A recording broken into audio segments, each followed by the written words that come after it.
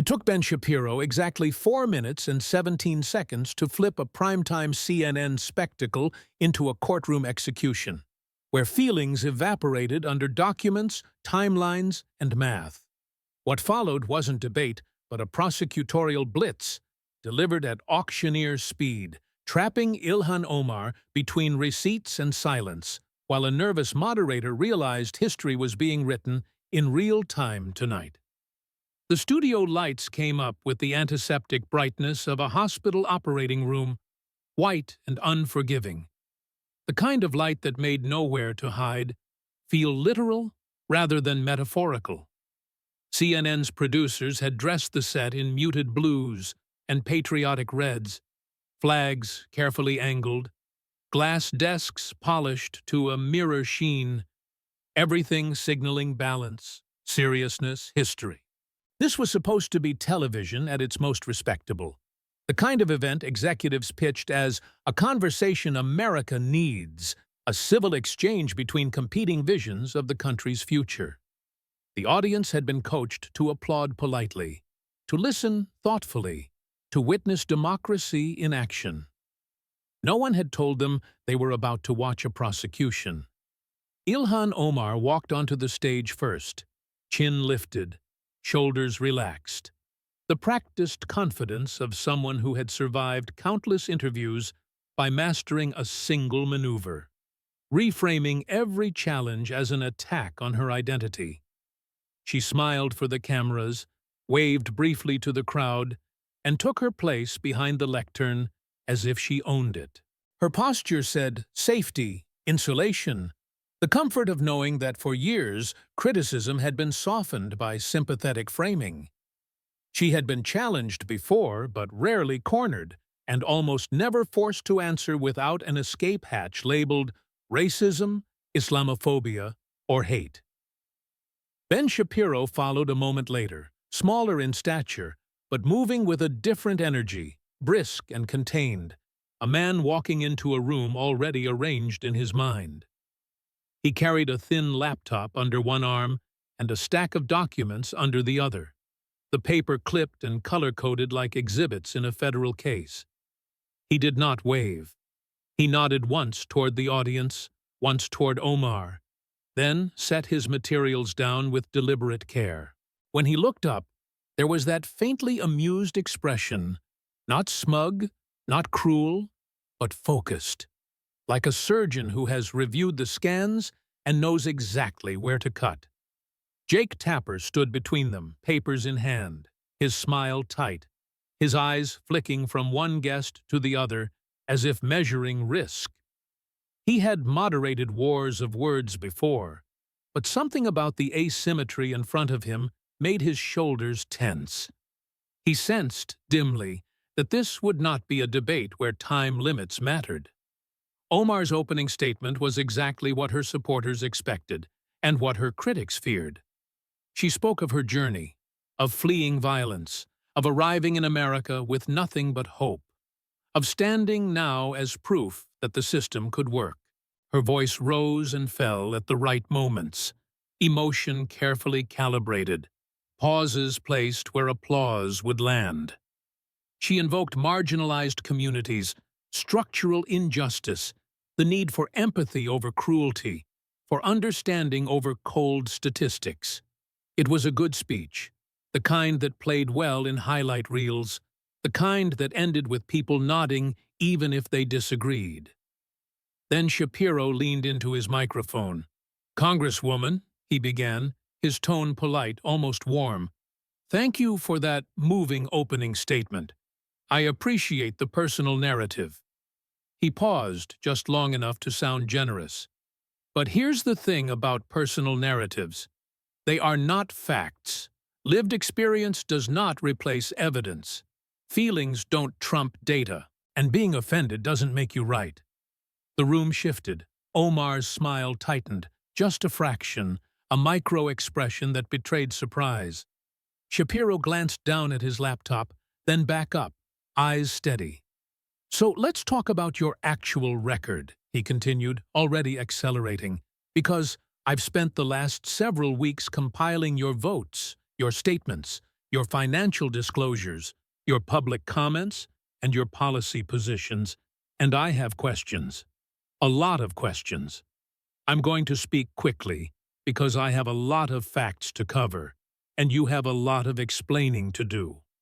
Tapper swallowed. Shapiro did not wait for acknowledgement. The screen behind him flickered to life, a clean, linear timeline stretching from left to right, names and dates marching forward with ruthless clarity. "Let's start with your marriages," he said, glancing briefly at Omar before returning to the screen. "Plural, because they're more complicated than a Christopher Nolan movie, and, frankly, less believable." A ripple of nervous laughter moved through the audience, then died as he kept talking. "In 2002, you entered into a faith-based marriage with Ahmed Abdi Salan Hersi, not legally recognized by the state, but you've referred to him as your husband. Fine. You had children together? American dream. Love it." His hands moved as he spoke, slicing the air, pointing to dates, never still. Then, in 2009, you legally married Ahmed Noor Said Elmi. Here's where it gets interesting. Mr. Elmi entered the United States on a student visa. Weeks later, he married you. That alone raises questions because marrying a U.S. citizen is the fastest track to permanent residence and eventual citizenship. Convenient timing. Omar leaned toward her microphone.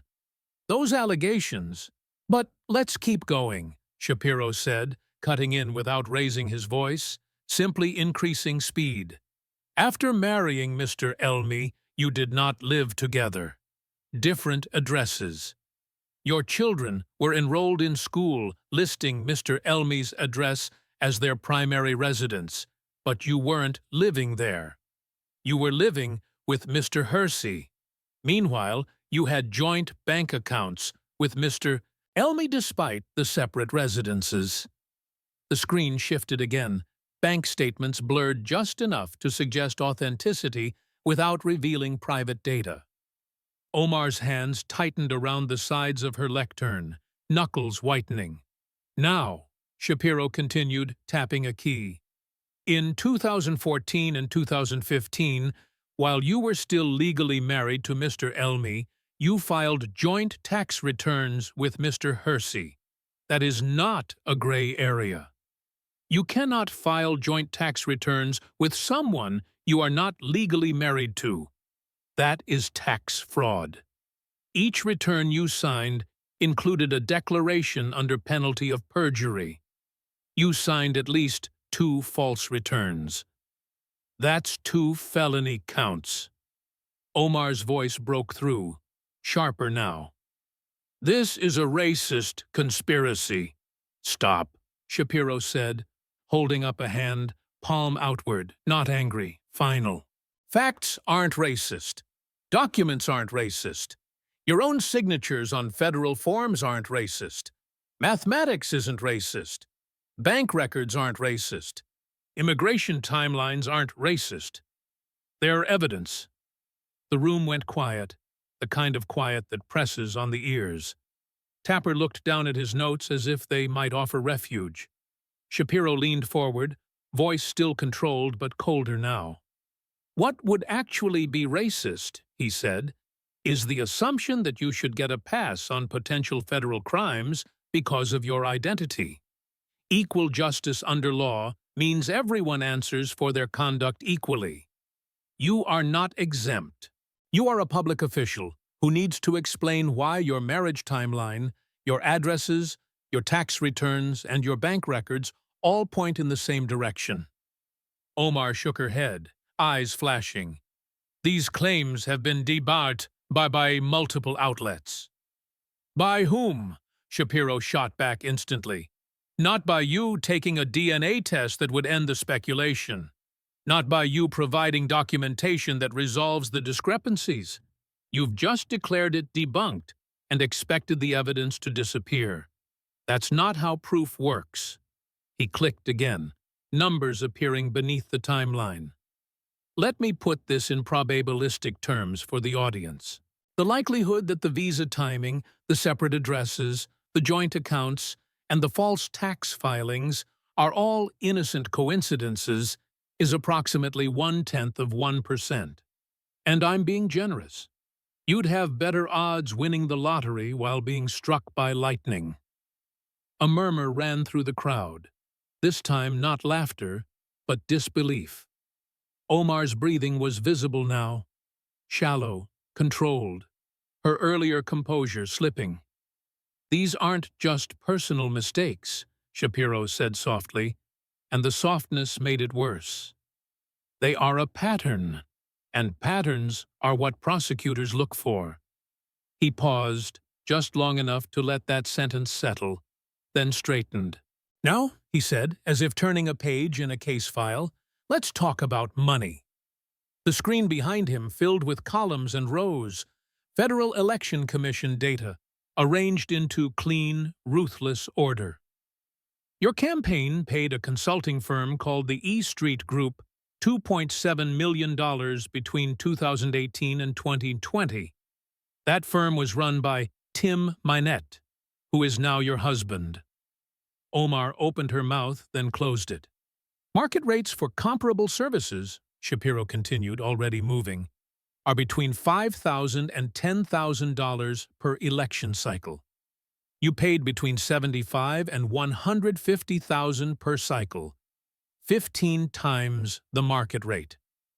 He typed rapidly, red numbers flashing. "Total fair value, roughly $300,000. Total paid, $2.7 million. Excess, $2.4 million. He looked up at her. "That's not a premium for quality. That's converting campaign funds into personal benefit by vastly overpaying a romantic partner." Tapper shifted his weight. The audience sat frozen. "And the timeline," Shapiro went on, relentless. "First payments begin as your relationship begins. Payments spike as the relationship deepens. You divorce your previous spouses. You marry the man receiving the money. If any Republican did this, you would be demanding indictments. When you do it, you call it consulting." He stopped talking. The silence stretched, heavy, uncomfortable, the cameras lingering on Omar's face as she searched for footing that no longer existed. This was only the beginning, and everyone in the room could feel it. The first door had closed, quietly, definitively, and there were many more behind it. The silence broke not with Omar's voice, but with Shapiro's fingers tapping the laptop again. The sharp click echoing through the studio like a gavel striking wood. He did not look at her at first. He looked at the data, at the numbers, at the audience, as if Omar herself were now secondary to the record she had created. That, more than anything, unsettled her. She was used to being the subject. He was treating her like an object of analysis. "Now," Shapiro said, tone almost conversational, "before you say the Federal Election Commission approved these payments, let me save you the trouble, because this is where people get confused on purpose." He glanced up, briefly, making eye contact with the camera. "The FEC does not approve overpayment. It does not sign off on ethical behavior. It checks whether a payment was made to a registered entity for a nominally allowable service. It does not ask whether you paid 15 times the market rate to someone you were romantically involved with." He clicked again, and a comparison chart filled the screen. Districts, budgets, consulting expenditures. "Here are 12 congressional campaigns," he said, voice steady. "Similar districts, similar media markets, similar voter profiles. Average spend on consulting, $180,000. Yours, $2.7 million. He let the numbers sit there, unmoving. Same tools, same services, same deliverables, one outlier. You. Omar leaned forward now, urgency creeping into her voice. "My campaign followed the rules, and the work was extensive." "Extensive does not mean infinite," Shapiro replied instantly, not raising his voice, just tightening it. And effort does not justify a $2.4 million premium. If this were truly about expertise, we would see similar rates elsewhere. We don't. The only unique variable in this equation is your personal relationship with the recipient. Tapper shifted again, his body language telegraphing discomfort. The producers could feel it too. The control room had gone quiet. No whispered cues, no frantic signals, just the slow realization that the show had slipped out of their hands. Shapiro leaned in, lowering his voice, forcing the audience to lean with him. Let's do something very simple. Let's assume, generously, that you believed this rate was fair. You are a sitting member of Congress. You know how optics work. You know that paying your romantic partner's firm millions in donor money creates, at minimum, the appearance of corruption. And yet, you did it anyway. He paused, eyes locked on Omar now. Why? She hesitated, just a beat too long. Because I trusted the professionals I hired, she said finally, the words sounding rehearsed but brittle. Shapiro nodded once, as if acknowledging a witness's answer before dismantling it. Then you failed in your fiduciary duty to your donors, he said, because trust does not absolve responsibility. Those donors did not give their money to fund your personal life. They gave it to advance political causes, and you diverted millions to someone who later became your spouse. The screen shifted again, donor names scrolling past, small dollar contributions highlighted. These are working people, Shapiro continued, his voice flattening into something colder. $25, $50, $100. They believed your rhetoric about fighting for them. Instead, you transferred wealth upward into your own household. That is not progressive. That is exploitation. Omar's jaw clenched. You are criminalizing political disagreement, she snapped. No, Shapiro said, shaking his head slowly. I'm criminalizing math. A low murmur rippled through the audience, not applause, not laughter, just the sound of people processing an argument that felt uncomfortably precise. And here's the thing, Shapiro went on, speeding up again. This isn't an isolated incident. It's a pattern. Personal relationships intersecting with public power, always to your benefit. Which brings us to your rhetoric about Jews and Israel. The temperature in the room dropped perceptibly. Omar stiffened, as if bracing for impact. Tapper looked up sharply now, aware that this territory was radioactive. I'm Jewish, Shapiro said, gesturing briefly to his kippah. So when you speak about Jews and the Jewish state, I tend to listen carefully. He clicked, and an archived tweet appeared behind him. The date stamped clearly. November 2012. Israel has hypnotized the world. He turned back to the audience. Hypnotized the world. That is not policy critique. That is a classic anti-Semitic trope, centuries old, accusing Jews of mind control. It predates Israel. It predates modern politics. And you used it. Omar shook her head. That tweet was taken out of context. Context does not make tropes disappear, Shapiro cut in. Another click. February 2019. It's all about the Benjamins, baby. In response to what the American politicians support Israel. Money control, another trope. When members of your own party told you this was anti-Semitic, you didn't retract the idea. You apologized for the phrasing. He let that distinction hang in the air. That tells us everything. The screen filled with more entries, statements, votes. You compared Israel to the Taliban, Shapiro said, voice tightening. You voted against funding Iron Dome, a purely defensive system that intercepts rockets aimed at civilians. It does not kill anyone. It saves Lipis. And you opposed it. Omar's voice rose now, strained. I have the right to criticize a foreign government. So do I, Shapiro replied sharply. And I do, frequently. But I don't invoke blood libels while doing it. I don't compare a democracy to terrorist organizations. And I don't reserve my harshest language exclusively for the world's only Jewish state while giving actual human rights abusers a rhetorical pass. He clicked again, data from the Anti-Defamation League appearing. After your Benjamin's comment, reported anti-Semitic incidents spiked by 23% in 2 weeks. Words have consequences. Your words embolden people who already hate Jews. The room went quiet again, heavier this time. Omar stared straight ahead, lips pressed thin, the defiance beginning to crack under the accumulation of detail. And this, Shapiro said softly, is where we move from rhetoric to loyalty. He played the audio clip. Omar's voice filled the studio. We are Somali first, Muslim second, American third. He stopped it mid-sentence. Those are your words, he said, not mine.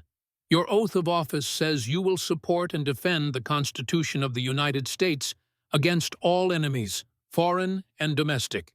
It does not say third. Omar tried to respond, but Shapiro was already moving. Voting records appeared. Every time U.S. interests conflict with Somali interests, you side with Somalia.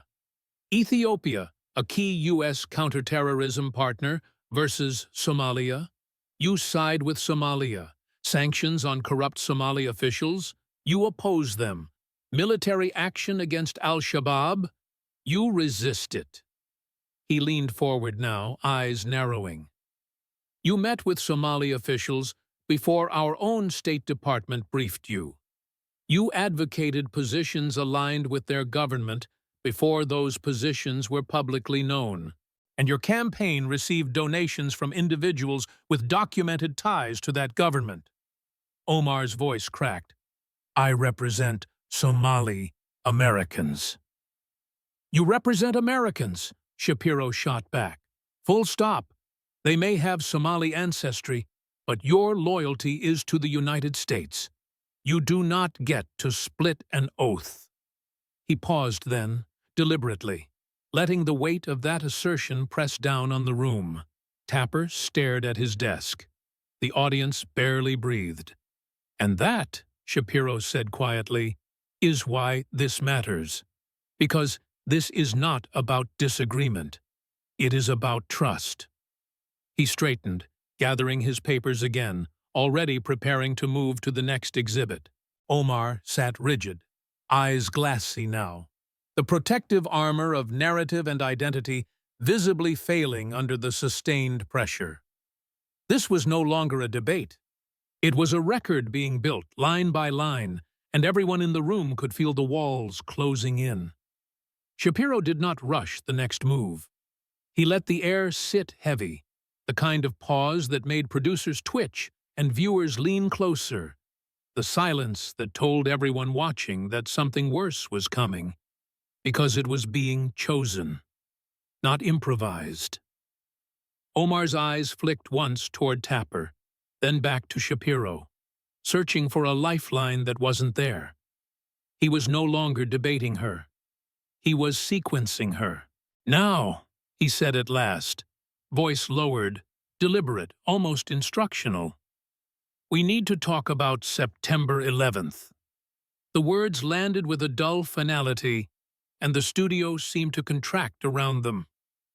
The worst terrorist attack in American history, a day most Americans remember down to the minute. He didn't look at Omar when he said it. He looked at the camera. I was 13 years old, he continued, measured, and I remember watching nearly 3,000 people murdered on live television. 19 al-Qaeda terrorists hijacked 4 planes. 2 towers collapsed. The Pentagon was hit. A 4th attack was stopped by passengers who knew they were already dead. That day is seared into the American memory. Then he turned to her. "But you," Shapiro said, his tone sharpening, "described it differently." He clicked play. Omar's voice filled the studio, tinny and echoing, unmistakable. CARE was founded after 9/11 because they recognized that some people did something and that all of us were starting to lose access to our civil liberties. He stopped the clip mid-sentence. "Some people did something," Shapiro repeated quietly, as if tasting the words. "That's how you described September 11th. Some people did something." The room went utterly still. "Let's analyze that language," he continued, pacing now slow, controlled. "Some people, not 19 Al-Qaeda terrorists, not Islamic extremists who pledged allegiance to a specific ideology, not murderers who hijacked planes and incinerated civilians. Just some people, as if this were a parking violation, as if nearly 3,000 Americans didn't die screaming." Omar opened her mouth, but no sound came out. Shapiro clicked again, and a split screen appeared. On one side, her comments after the Christchurch mosque shooting, detailed, precise, emotionally charged. On the other, her comments after the El Paso shooting, again specific, naming ideology, naming perpetrators, naming evil. "Notice the pattern," he said. "When the perpetrators fit a narrative you oppose, you speak with clarity and moral certainty. When the perpetrators are Islamist terrorists, your language becomes passive, vague, sanitized." He stopped pacing and leaned into the lectern. "That is not empathy. That is selective moral vision." The audience shifted, the discomfort now palpable, almost physical. Tapper rubbed his temple, eyes down. "And you didn't say this at a random event," Shapiro went on. "You said it while speaking on behalf of CARE, an organization named as an unindicted co-conspirator in the largest terrorism financing trial in American history. An organization whose founders had documented ties to Hamas. And at that event, instead of naming the murderers, you pivoted immediately to how Muslims were the real victims because of scrutiny afterward." He let that hang, then spoke again, slower. "I have letters here," he said, tapping the stack of papers, "from 9/11 families, widows, children, first responders, firefighters who ran into the towers, police officers who didn't come home. They heard your words. They said it felt like being stabbed again, like the worst day of their lives was being reduced to a footnote." Omar's face had gone pale now, her earlier anger replaced by something closer to shock. She shook her head weakly. "That's not what I meant." "Intent does not erase impact," Shapiro replied. "And leaders are judged by the impact of their words." He straightened, his expression changing, the prosecutorial heat cooling into something colder, more academic. "Now," he said, "let's test your understanding of basic economics, because you are making policy for 330 million people, and ignorance at this level is not a harmless flaw." The screen shifted again, this time to headlines about Amazon HQ2. "You were one of the loudest voices celebrating when you helped kill Amazon's headquarters deal in New York," he said. "You told the public you saved $3 billion in tax incentives. So let's do the math you never did." He pulled up a simple diagram, almost insulting in its clarity. "A tax incentive is not a check written to a corporation. It is revenue the government agrees not to collect in the future in exchange for economic activity. If the company does not come, that revenue is zero. Nothing. Non-existent."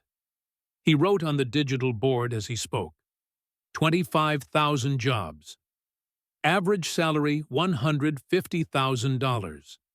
Income tax revenue alone, roughly $400 million per year. Over 10 years, that's $4 billion. That does not include corporate taxes, property taxes, or secondary economic activity. He turned to Omar. New York agreed not to collect $3 billion in order to gain at least $8 billion. Net positive. By killing the deal, you didn't save money. You burned it. Omar tried to interject. We were standing up to corporate welfare. No, Shapiro snapped, the first real edge creeping into his voice. You were demonstrating economic illiteracy. You killed 25,000 jobs because you don't understand the difference between not collecting future revenue and spending current money. He didn't wait. And this isn't an isolated mistake. It's a pattern. The next slide appeared, dense with numbers. Medicare for all. You co-sponsored it. Estimated cost, $32 trillion over 10 years. Federal revenue over that same period, $45 trillion. That single program consumes 71% of all revenue. He added another figure. Green New Deal. Estimated cost, $93 trillion. Combined total, $125 trillion. Available revenue, $45 trillion. Shortfall, $80 trillion. He looked at her now, incredulous. Where does it come from? Omar's voice was barely steady. We tax the wealthy. Shapiro shook his head, already typing. Total combined wealth of all American billionaires, about $4.5 trillion. Confiscate all of it, every dollar. You fund your agenda for 4 months. Then what? He didn't pause. Corporate profits, roughly $2 trillion per year. Tax them at 100%. Destroy the private sector. You raise $20 trillion over 10 years. You are still $60 trillion short. The audience exhaled collectively, the sound almost a groan. These aren't ambitious plans, Shapiro said, voice rising again, momentum building. They are mathematically impossible fantasies. And when similar policies are implemented, the consequences are predictable. Defund the police. Minneapolis. Crime up. Murders up. Minority communities suffer the most. He stepped back from the lectern, hands spread slightly, as if laying out the final logic. Every policy you support shares the same flaws. Massive cost, no funding mechanism, and disastrous outcomes. That's not compassion. That's negligence. Omar looked small now behind her lectern, shoulders hunched, eyes darting, the confident figure from the opening gone. She tried once more to rally. We have to be bold. Bold does not mean ignoring arithmetic, Shapiro said, almost shouting now, the restraint finally cracking. You cannot govern on vibes. You cannot build a country on slogans. And you cannot excuse failure by calling it vision. He gathered his papers again, stacking them neatly, methodically, the way a prosecutor does before delivering a closing. The audience sensed it too. This was approaching synthesis, the moment where all the threads would be pulled tight. Shapiro looked at Omar one last time before turning back to the camera. We are almost done, he said. But before we are, there is one final reckoning, because this is not just about policy or rhetoric. It is about character. The room went silent again, heavier than before, the sense unmistakable now that the end was coming, and that it would not be kind. Shapiro didn't raise his voice for the finale. He lowered it. The effect was far more devastating. The studio lights hummed faintly. The kind of background noise no one notices until a room goes completely still, and now everyone noticed. Omar sat rigid, hands folded too tightly, her earlier interruptions gone, her defenses spent. This was the moment where a trial stops being about individual charges and becomes about the story they tell together. "Let's review the record," Shapiro said, stacking the documents into a single deliberate pile, each page aligned as if order itself were a rebuke. Not rhetorically, not emotionally, factually. He looked at Omar, then at the camera, inviting the audience to become the jury. "Marriage fraud," he began, each word measured. "You entered into overlapping marital relationships under circumstances that conveniently aligned with immigration benefits. You lived at separate addresses from your legal spouse. You maintained joint bank accounts without cohabitation. You filed joint tax returns with a man you were not legally married to, signing under penalty of perjury. You have refused to take a DNA test that would end public speculation instantly. The probability that this pattern is innocent is vanishingly small." He didn't pause. "Family enrichment. You directed $2.7 million in donor money to a consulting firm run by a man you were romantically involved with and later married. Comparable services cost roughly $300,000. The excess, $2.4 million, went to someone who now shares your household. That is campaign fund conversion to personal benefit, regardless of how many legal euphemisms you wrap around it." Omar's eyes dropped to the desk. She did not look up. "Anti-Semitic rhetoric," Shapiro continued, voice hardening just slightly. "You invoked tropes of Jewish mind control. You suggested money drives support for the Jewish state. You compared Israel to terrorist organizations while opposing defensive systems that save civilian lives. Your words correlated with measurable spikes in anti-Semitic incidents. You claim policy criticism, but your language reveals obsession, not analysis." He stepped to the side, letting the screen behind him fill with voting records. "Foreign loyalty.